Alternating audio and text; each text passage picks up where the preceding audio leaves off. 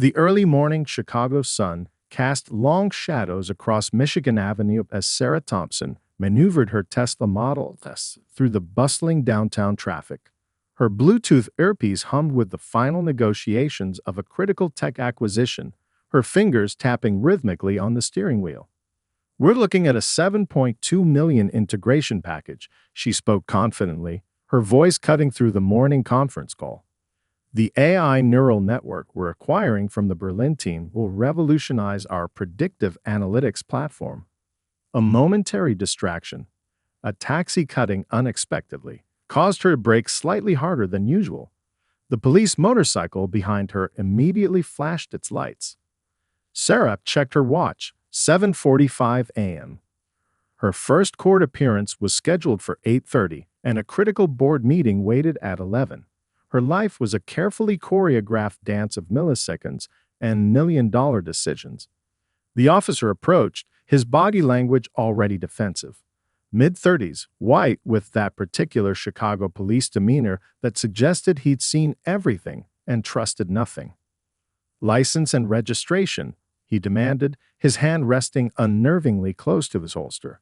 Sarah remained calm, her movements deliberate and slow. She knew the statistics. Black women were 2.5 times more likely to be perceived as a threat in routine traffic stops. Her Harvard MBA, her corner office, her tech innovations meant nothing in these moments. "Of course, officer," she responded, her voice measured and professional. As she handed over her documents, her phone buzzed. A message from her assistant. "Board package ready. Technova's quarterly projections look exceptional." The officer scrutinized her license, then her vehicle, then her. His eyes seemed to calculate something beyond the traffic violation, a complex algorithm of race, gender, and perceived social status. "You were going 42 in a 35 zone, ma'am," he stated, his tone a mixture of professional duty and underlying tension. Sarah knew better than to argue. Each word could escalate the situation. Her mother's decades-old advice echoed in her mind. Be twice as good, 3 times as careful. The ticket was issued. A $275 fine that was less about the traffic violation and more about a system that constantly tested her patience and professionalism. Her mind drifted to her journey. Raised in Chicago's South Side by a single mother who worked 3 jobs, Sarah had learned early that success wasn't just about intelligence, it was about resilience. Her path from a small apartment in Inglewood to the executive suites of Silicon Valley was paved with determination, countless sleepless nights, and an unwavering belief in her potential. Technova, the company she helped build from the ground up, wasn't just a tech company. It was a statement. A declaration that innovation knows no color, no gender, no predetermined boundaries. As she pulled into the municipal court parking lot, Sarah took a deep breath. This was just another challenge, another moment to demonstrate grace under pressure. The court building loomed before her, an imposing structure of gray stone and decades of unwritten stories. Little did she know that today's traffic violation would become something far more significant than a simple legal proceeding. Judge Robert Harlow waited inside, a man whose judicial career was as traditional as the oak-paneled walls of his courtroom. He represented an old system, deeply entrenched in its ways, unaware that the world was changing faster than he could comprehend. Sarah adjusted her Armani blazer, checked her reflection, and walked towards the courthouse entrance. Her heels clicked a rhythm of confidence, a sound that would soon echo far beyond this modest municipal building. Another day, another challenge, another opportunity to rewrite the narrative. The courtroom felt suffocating, a relic of institutional memory where wood-paneled walls seemed to whisper stories of countless judgments. Judge Robert Harlow sat elevated, his position quite literally putting him above everyone else, a metaphor not lost on Sarah. As she approached the bench, Harlow's eyes narrowed. His gaze swept over her, taking in the impeccable Armani suit, the subtle Cartier watch, the posture that spoke of boardrooms and high-stakes negotiations. Yet all he saw was another black woman to be reprimanded. "Miss Thompson," he began, his voice deliberately loud enough for the entire courtroom to hear. Your traffic violation suggests a blatant disregard for public safety. Sarah's internal dialogue was a calculated symphony. She knew this dance, the subtle racial undertones, the performative display of authority. Her response would be measured, professional, yet unmistakably powerful. Your Honor, she replied, her voice clear and steady. I acknowledge the citation and understand the importance of traffic regulations. Harlow wasn't interested in dialogue. He was performing a ritual of power, a choreography passed down through generations of judicial patriarchy. Each word was designed to diminish, to remind her of her perceived place in the societal hierarchy. Your speed was reckless, he continued, shuffling papers with an exaggerated sense of importance. 42 in a 35 zone. That's not a minor infraction. The courtroom felt electric. Other defendants watched, some with sympathy, others with a resigned understanding of how these interactions typically unfolded. Sarah's phone buzzed quietly. A message from her CTO.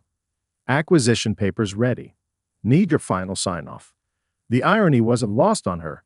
Simultaneously managing a multi-million-dollar tech deal while being lectured by a small-town judge who saw her as nothing more than a traffic violator.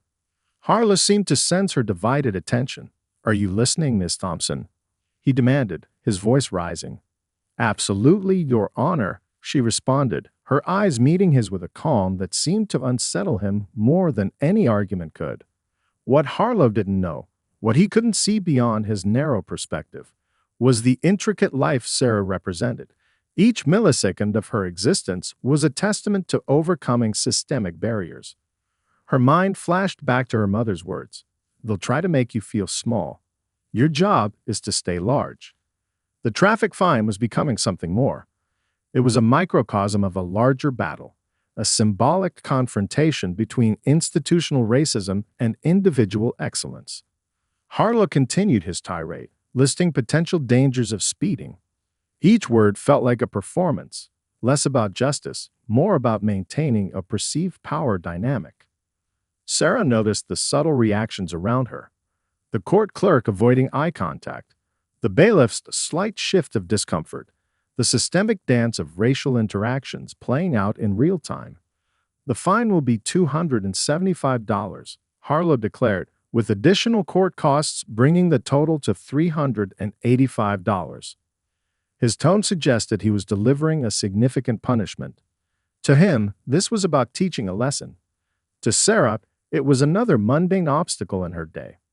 As he spoke, Sarah's mind was already racing ahead. Board meeting at 11, acquisition negotiations at 2, a potential keynote speech at a tech conference in the evening. One thing was certain, this traffic court interaction was merely a footnote in her extraordinary day. Little did Judge Harlow know that the woman standing before him was about to transform this routine interaction into something far more significant, a moment that would challenge his entire understanding of power, privilege, and potential. The real story was just beginning. Marcus Reynolds, the 24-year-old court clerk, had always prided himself on being observant. But today, something about Sarah Thompson triggered a deeper curiosity. He recognized her last name, a connection that whispered of a shared family history he'd never fully explored. His fingers moved silently across the keyboard, each keystroke revealing layers of Sarah's extraordinary journey. The court's internal system was a treasure trove of information, but what Marcus was uncovering went far beyond a simple traffic violation. Sarah's family tree was a complex narrative of resilience. Her great-grandfather had been a Pullman porter, a job that was both the symbol of economic opportunity and racial struggle in early 20th century America. Her grandmother had been a civil rights activist in Chicago, her mother a public school teacher who had fought for educational equity. Meanwhile, in the courtroom, Sarah remained composed. To the casual observer, she appeared calm. But those who understood body language could see the subtle tension, a lifetime of navigating systemic challenges compressed into a single moment of professional restraint. Marcus discovered something extraordinary. Sarah wasn't just a corporate executive, she was a transformative leader. Technova, her company, had a unique initiative that provided technology education in underserved communities. They had established coding schools in Chicago's most challenging neighborhoods, creating pathways for young people who traditionally had been shut out of tech opportunities.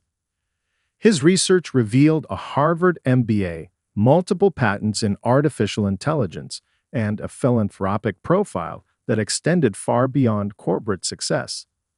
Sarah had been instrumental in creating scholarship programs that had already supported over 500 students from low-income backgrounds into tech careers. In the corner of the courtroom, Sarah's phone continued to buzz. Emails, messages, global connections. Her world was a complex network of innovation and impact. Judge Harlow remained oblivious, continuing his bureaucratic performance. Each of his statements felt like a relic from a different era, a system designed to maintain rather than transform. Marcus felt a personal connection.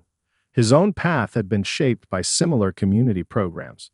He remembered the scholarship that had helped him attend community college, a program indirectly supported by leaders like Sarah. The court's digital system began to compile a comprehensive profile. Awards from MIT, speaking engagements at global tech conferences, advisory roles in governmental technology committees. Sarah Thompson was not just successful, she was a strategic architect of technological and social change. Her philanthropic work told a deeper story. Millions donated to STEM education in minority communities. Technology centers established in cities like Detroit, Chicago, and Oakland. Each investment was a strategic move to close the technological opportunity gap. The court clerk's discovery was more than professional research, it was a revelation of modern leadership.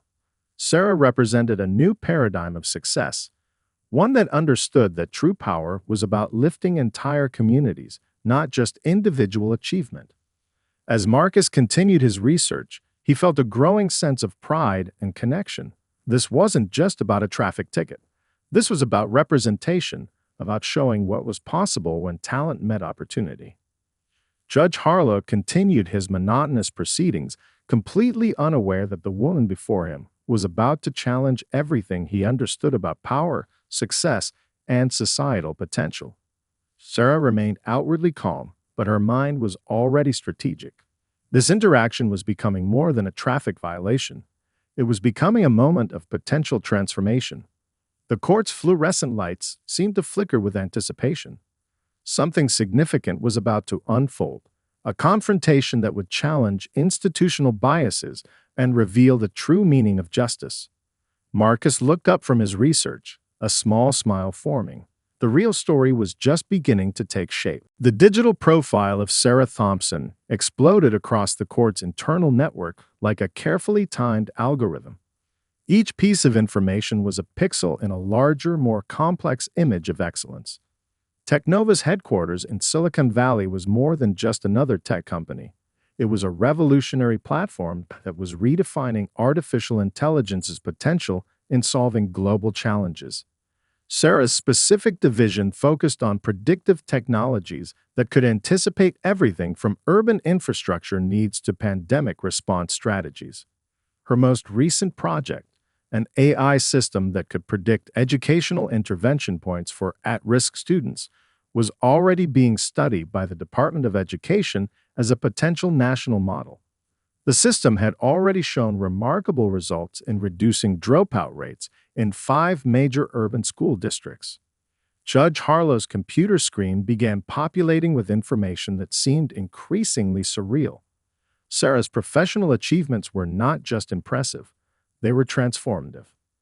Patent number 7,652,991, a breakthrough in machine learning algorithms that could detect early-stage medical conditions with 94.7% accuracy. The potential global impact was staggering. Major medical journals had praised the technology as a potential game-changer in preventative healthcare. Her economic impact was equally remarkable. Technova had created over 2,300 jobs in the last 3 years, with 62% of those positions going to underrepresented minorities in tech. Each job was more than employment. It was a pathway to generational wealth creation. The court's archival system continued revealing layers of her achievement. Harvard Business School case studies, testimonials from global tech leaders, a TED talk that had been viewed over 3 million times discussing technological equity and innovation. Marcus, the court clerk, found himself increasingly mesmerized. This wasn't just a profile, it was a blueprint of modern leadership. Sarah represented a new generation of executives who saw success as a holistic concept, not just financial achievement. Her philanthropic work told an even more compelling story. The Sarah Thompson Foundation had invested over $18 million in STEM education programs in underserved communities. Coding camps, scholarship programs, technology centers. Each initiative was a strategic intervention designed to close opportunity gaps. International recognition followed her achievements. The World Economic Forum had named her one of the top 50 global technological innovators under 45. The MIT Technology Review had dedicated an entire issue to her work on ethical AI development. What made her profile truly extraordinary was the intersection of technological innovation and social responsibility. Her algorithms weren't just profitable, they were designed to solve real-world problems. Judge Harlow's fingers trembled slightly as he scrolled through the information. The woman he had been prepared to dismiss was not just successful, she was a global thought leader whose work was reshaping entire industries. A recent Forbes profile captured her philosophy perfectly. Technology isn't just about innovation, it's about creating pathways for those who have been historically excluded from these conversations. Her personal story was equally compelling. Raised by a single mother in Chicago's South Side, she had transformed familial struggle into a mission of technological empowerment.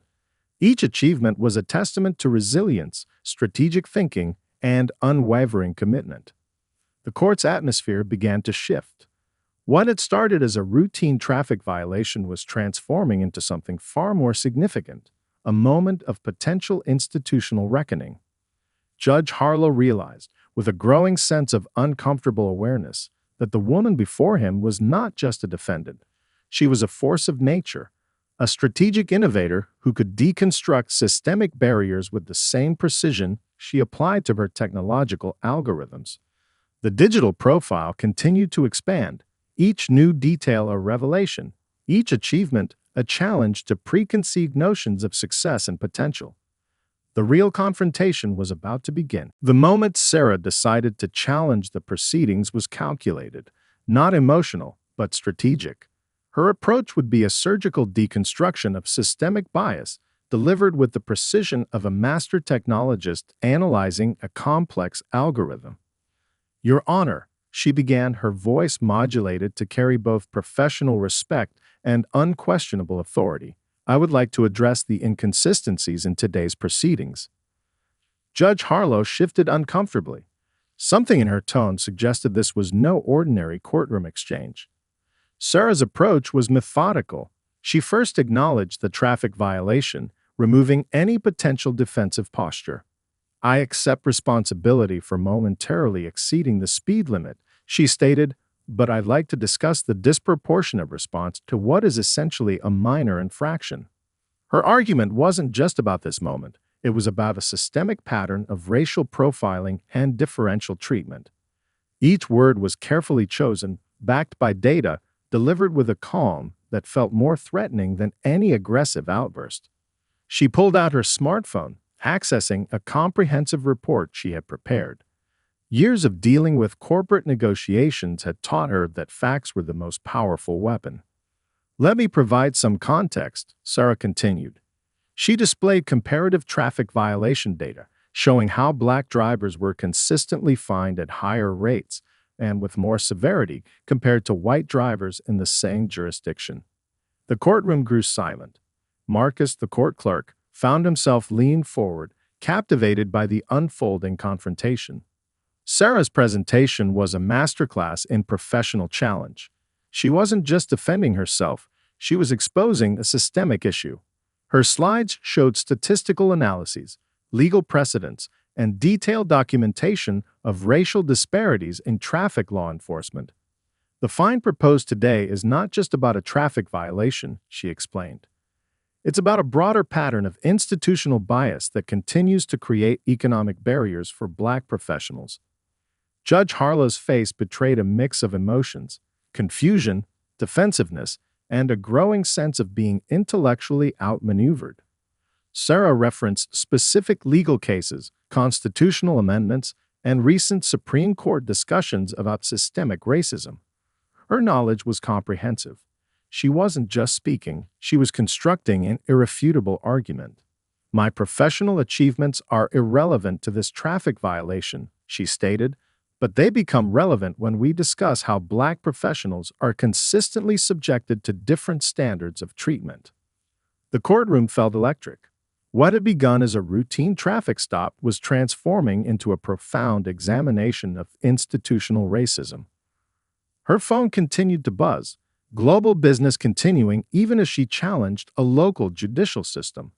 The contrast was deliberate, a living demonstration of her ability to operate at multiple levels simultaneously.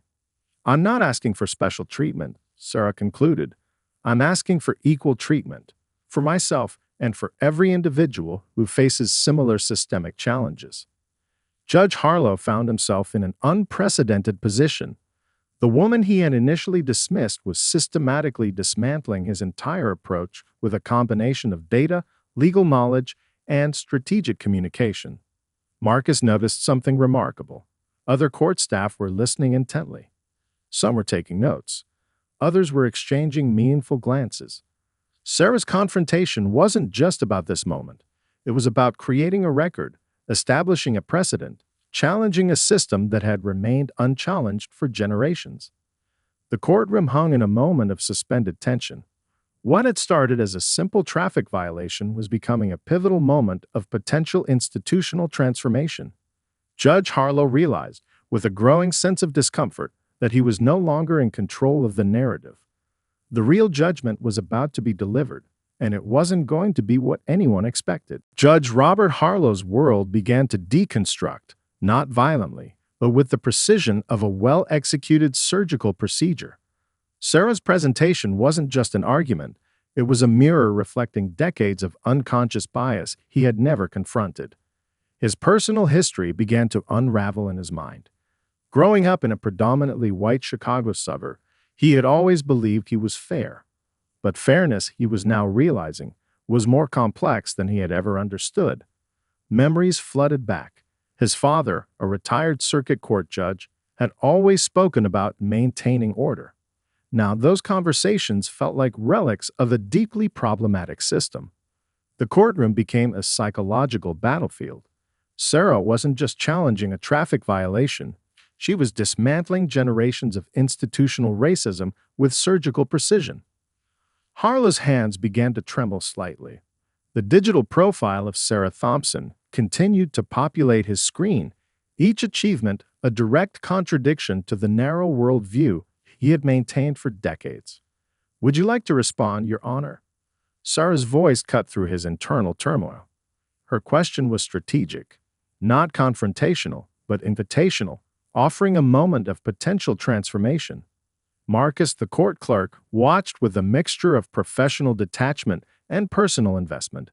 He recognized this moment as more than a legal proceeding. It was a potential turning point. Harlow's mind drifted to his own career. 32 years on the bench, hundreds of cases, countless lives impacted.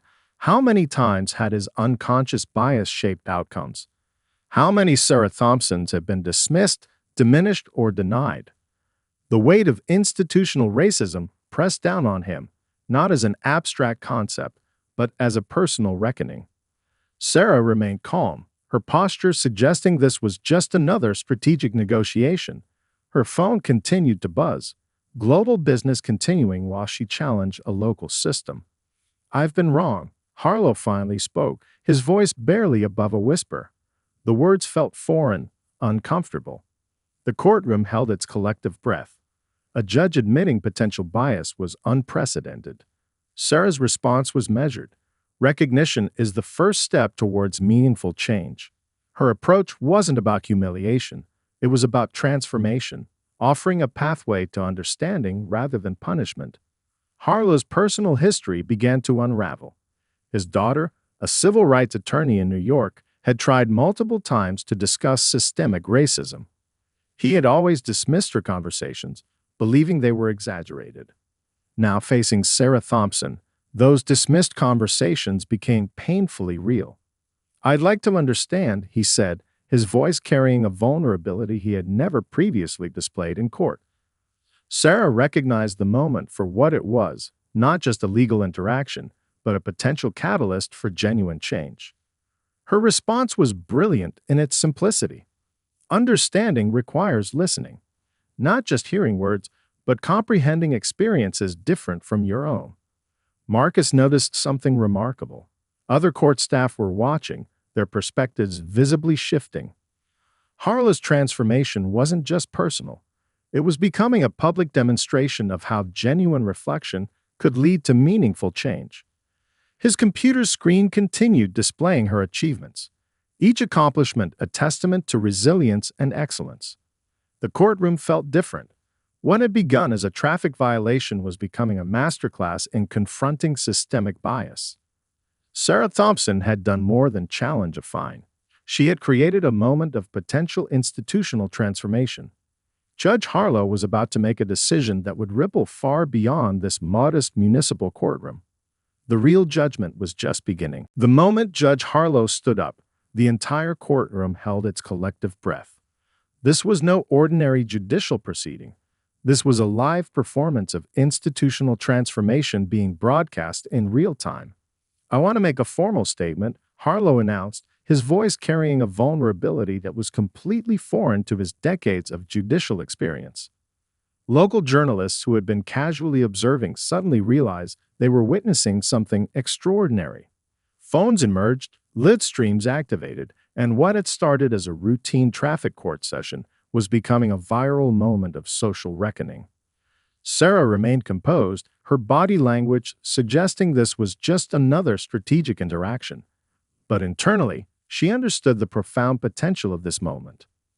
"I recognize that my initial handling of Miss Thompson's case was fundamentally compromised by unconscious racial bias," Harlow declared, his words measured but genuine. "I am reducing the fine to a symbolic $1 and formally acknowledging the systemic issues that have plagued our judicial system." The courtroom erupted. Some spectators applauded, others looked shocked. Marcus, the court clerk, felt a personal connection, understanding that this moment represented something larger than this single interaction. Within minutes, the story began spreading across social media platforms. #JudgeHarlowReckoning started trending, with millions watching the unprecedented judicial moment. Local news stations interrupted regular programming. Breaking: Judge admits racial bias in landmark court moment, scrolled across television screens. Sarah's phone began lighting up. Colleagues, tech industry leaders, and national civil rights organizations were reaching out. This wasn't just a local event, it was becoming a national conversation about institutional change. The digital landscape transformed the moment into a teachable instance. Clips of Harlow's admission were being shared, analyzed, discussed in real time across multiple platforms. "This isn't about me," Sarah stated to the growing media presence. "This is about recognizing systemic barriers and creating meaningful pathways for change." Her statement was strategic, turning a personal encounter into a broader social dialogue about equity, opportunity, and institutional transformation. Technova, her company, immediately released a statement supporting judicial reform and unconscious bias training. What had started as a traffic violation was becoming a multi-platform movement. Judge Harlow's admission was more than a legal moment. It was a public demonstration of personal growth, of willingness to confront deeply ingrained biases. Civil rights organizations began reaching out. They saw this as a potential blueprint for institutional transformation, a model of how individual reflection could create systemic change. Sarah's background became a focal point of national discussion. Her journey from Chicago's South Side to leading a Fortune 500 tech company was now being celebrated as a narrative of resilience and excellence. Local civil rights attorneys began using the courtroom interaction as a case study. Law schools requested recordings, wanting to analyze the moment of institutional confrontation. The $1 fine became a symbolic gesture, representing not just a reduction of the financial penalty, but a broader statement about justice, equity, and human potential. Social media platforms were flooded with discussions. Hashtags celebrated Sarah's strategic approach, Harlow's moment of vulnerability, and the broader conversation about systemic change. Marcus, watching the unfolding drama, felt a sense of historical significance. This was more than a court proceeding. This was a moment of potential national transformation. Sarah's phone continued buzzing. Invitations for speaking engagements, media interviews, and national discussions were flooding in. The courtroom had become a stage, the traffic violation a mere catalyst. What emerged was a powerful narrative about recognition, growth, and the possibility of genuine institutional change. The real story was just beginning to unfold. 6 months after the courtroom encounter, the ripple effects had become a tidal wave of institutional transformation. The Thompson-Harlow Initiative was launched, a comprehensive program designed to address unconscious bias in judicial systems nationwide. What had begun as a personal confrontation had evolved into a strategic movement for systemic change. Sarah stood on the stage of the National Judicial Conference, her presence both a challenge and an invitation. Behind her, a detailed presentation mapped out the economic and social costs of institutional bias. This isn't about blame, she told 500 judges and legal professionals. This is about creating a more just, more effective system that recognizes the full potential of every individual. Judge Harlow, now a surprising ally, sat in the front row. His transformation had been as public as it was personal. He had resigned from his traditional judicial position and now dedicated himself to developing unconscious bias training programs. Technova had committed $5 million to develop an AI-driven bias detection system for judicial and professional environments. The technology would provide real-time analysis of decision-making patterns, identifying potential systemic inequities. The initiative had multiple strategic components: comprehensive bias assessment tools, leadership development programs, scholarship funds for minority legal professionals, technology-driven equity tracking systems. Sarah's approach was quintessentially technological, viewing systemic change as a complex problem to be solved through data, strategy, and innovative thinking. Media coverage continued to explore the extraordinary transformation. What had started as a traffic violation had become a national conversation about institutional change, professional excellence, and the power of individual action. Universities began developing case studies. Harvard Business School created an entire curriculum module around the Thompson-Harlow model of institutional transformation. The economic impact was significant. Companies began requesting unconscious bias assessments, seeing them as critical to organizational effectiveness. What was once viewed as a compliance issue was now understood as a strategic advantage. Sarah's foundation expanded its work, creating technology centers in underserved communities. Each center was more than an educational facility. It was a statement about potential, about breaking systemic barriers. Judge Harlow's personal transformation became a powerful narrative of growth. He began speaking at conferences, sharing his journey of recognizing and confronting unconscious bias. The most difficult journey, he would often say, is the one that requires us to challenge our own deeply held beliefs. The legal community watched with a mixture of curiosity and hope. Here was a model of transformation that didn't rely on punishment, but on understanding and strategic intervention. Sarah continued to lead Technova, her professional excellence now intertwined with her broader mission of social change.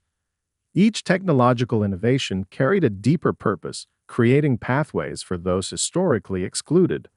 The $1 fine became a symbol, represented in museums, discussed in academic papers, a metaphorical representation of institutional change. Marcus, the court clerk who first discovered Sarah's background, received a scholarship to law school, a direct result of the initiative's commitment to creating new opportunities. National polling showed a significant shift in public perception. Conversations about systemic bias were no longer marginal. They had become mainstream, driven by strategic, data-driven approaches. The transformation extended beyond the legal system. Tech companies, educational institutions, and government agencies began implementing more comprehensive equity assessment tools. Sarah's approach had demonstrated a crucial principle. True change happens not through confrontation, but through strategic, compassionate intervention. What had begun as a traffic violation had become a blueprint for institutional transformation. The legacy was just beginning to unfold.